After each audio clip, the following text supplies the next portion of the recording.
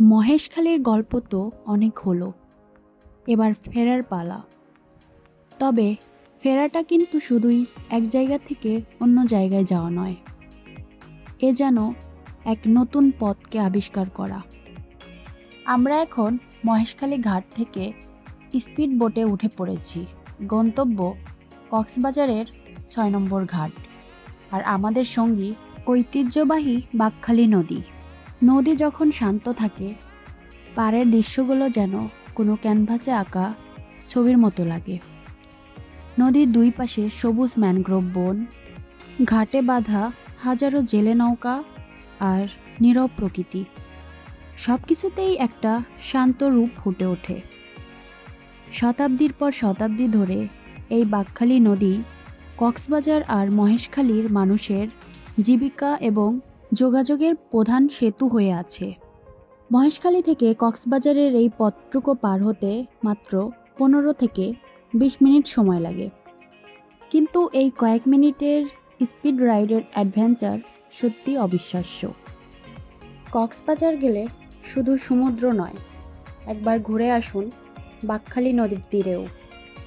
হয়তো এখানেই খুঁজে পাবেন প্রকৃতির এক ভিন্ন রূপ। মহেশখালী দ্বীপকে মূল ভূখণ্ড থেকে আলাদা করে রেখেছে এই নদী।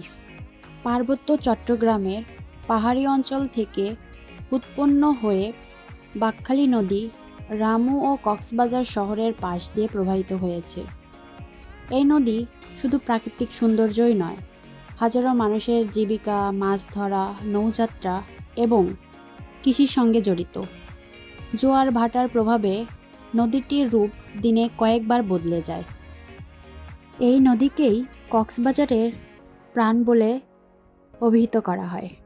ধীরে ধীরে নদীর গতি শান্ত হয়ে আসছে, আর আমাদের সামনে ভেসে উঠছে কক্সবাজার ৬ নম্বর ঘাটের ব্যস্ত রূপ। নদীর পাড় ঘেঁষে সারি সারি ট্রলার দাঁড়িয়ে আছে, যেগুলো হয়তো গতকাল রাতেও গভীর সমুদ্র থেকে মাছ ধরে ফিরেছে। এই বাঁকখালী নদী শুধু একটি জলপথ নয়, এটি সমুদ্রের কোল ঘেঁষে গড়ে ওঠা এক জীবন্ত জনপদ।